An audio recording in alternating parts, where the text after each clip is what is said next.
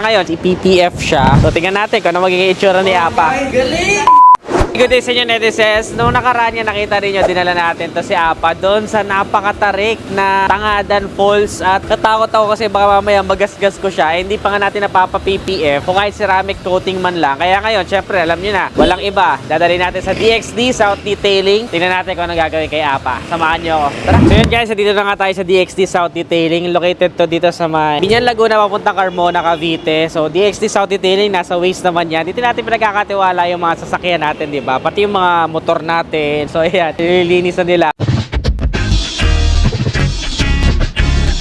Kasi galing pa to ng adventure dun sa Bulinaw, Pangasinan natin. Tapos nag-LU pa tayo, grabe. Nabinyagan agad nang hindi pa na natin na PPF. So ang mission natin ngayon dito is i-PPF siya. Pero yung mukha lang muna kasi meron akong plans dun sa may bandang gilid. Parang gusto ko siyang lagyan ng logo natin para somehow, nung nagpunta kasi kami sa LU, sobrang pansinin niya. Nililingon talaga siya sa kalsada. Na-identify lang nila na sa akin yun once na bumaba na ako dun sa sakyan. So gusto ko naman ng may identification na malaman nila na sa atin yun. Para syempre mabati naman natin yung mga netizens, picture, bigay tayo ng stickers kapag ka gumagala tayo. Kasi bahala ko na siya dalhin sa iba't ibang lugar. Nakakatawa yung reaction ni Ma'am Erica at ni Ma'am Ivy.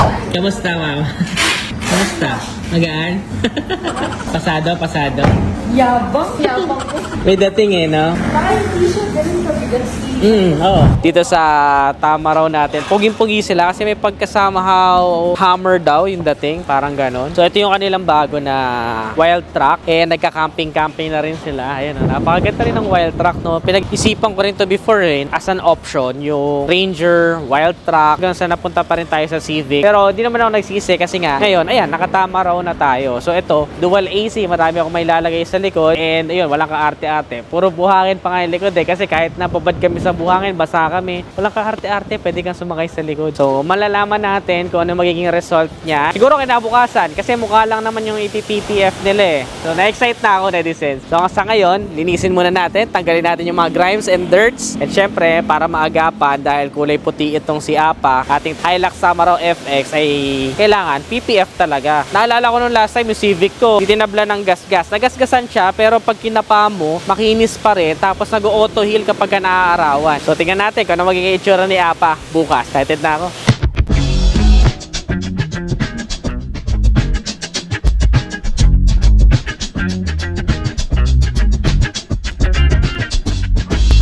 Several days later. Hello, good afternoon. Wow! Angas ah. Bumagay yung ano. Huwag na kaya natin ito pa istikeran. Ganda oh. Ganda, ma'am. Black top, tapos black hood. Ganda. Galing! Kahit ako Ang galing! nagandaan din ako. Sa finish. Ito pa lang eh. Ito pa lang. Ganda! Kaya pala, surprise niya pala ako ah. Parang ayoko na tuloy pa stikiran yung gilid. Para malinis lang. Wag na lang, no. Wag na, no. No. Diba? Wag na, no. Wag na. Mawawala yung essence nung ano yung nalinis lang. So ito na nga siya, ready set si Apa after a while na nawala. So ang original plan talaga dito is black top lang. Yung hood kasi medyo nahirapan sila pero natuwa naman ako kasi extension namin, worth it. Tingnan nyo naman itsura, mas lalo siya naging brusco at macho tignan. So pinakakulang na lang siguro sa kanya is yung mags. Palitan natin ng mags. Ano kaya magandang mags, ready set? Comment nyo muna dyan sa ibaba. Tapos pwede din natin palitan ng mas malaking gulong para pwede na talaga siyang, alam mo yung pang camping or kahit yung mga somehow off-road ng konti. Parang mas naging, ano siya talagang rugged tignan eh. So dito sa may bandang gilid, ang original plan ko sana, kakabitan ko sana to ng malaking sticker ng logo natin para halabang nagro-roam tayo at paikot-ikot tayo dito sa Pilipinas ay nakikita. Pero nung maikabit na yung black top tsaka yung black hood, parang mas gusto ko yung malinis lang na look. So ngayon nga natatangi na siya, napakadaling gawin na first modification sa sasakyan ninyo. Itong ulo niya ay PPF to. So syempre, napakalaking body naman nito. Ang ginawa na lang natin dito is coating. Pina-coating natin yung pinaka-body niya. Pero yung unahan, yung pogi niyang ulo dyan, naka-PPF na yan. So okay na yan. Talagang pwede ng pangharabas yan. Itong likod, medyo-medyo, pero alam mo yon, iwas na rin sa palagi madumi kasi naka-coating naman siya. This is something to maintain. Mags, at saka di ko pa kasi alam kung anong size ng gulong. Kung may idea kayo, mga netizens tayo dyan na marunong,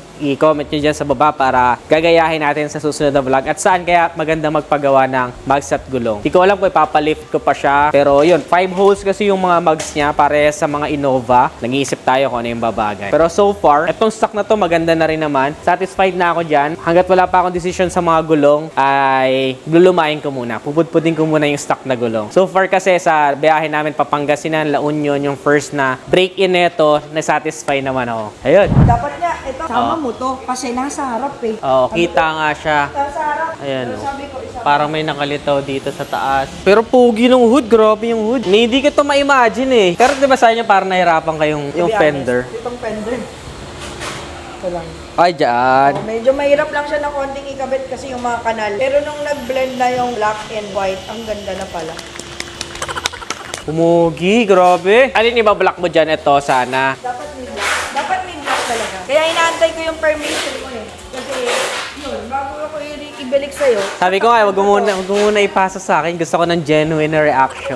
Sa side view, pinahapewan mo ako ng side view eh. Oo Diba? nga, dito, maganda. Tsaka nung sinabi mo na may gusto mo ng sticker, no, nakita ko na eh. After matapos. Mas maganda siya yung malinis lang na look, di ba? Oo, magmumukhang commercial. Di Commercial ba siya. na kung ano to, Parang may service ano, car. parang may frozen sa loob. Oo. May tosino. May tosino. Frozen leg, di ba? Pero di ko in-expect na ganito ka bagay. Ang bihira. Mags gulong na lang talaga. Anong grabe. Panalo. Nantay ko tayo. Na-extend yung original na kuha namin dito. Na-extend ng few days. Kasi sabi ni ma'am, gusto niya talaga na mapulido. Tsaka nantay niya yung film na dapat para dito talaga. Ayan. Worth it naman yung pag-aantay natin. Buti na lang, wala din tayong lakad. Talagang pinilayer ko muna ang aking lakad para dito. Sheesh! Pogi. Bagay sa'yo. Mas lalo siyang naging macho. Lumitaw. Akala ko nga yun na yun eh. Sabi ko parang iniisip ko nga sa'yo, ano kaya to? May gaganda pa ba to? Sendan ng picture eh. Kasi makikita Para surprise, mo eh. tsaka para maganda yung reaction. Palitan mo na lang yan.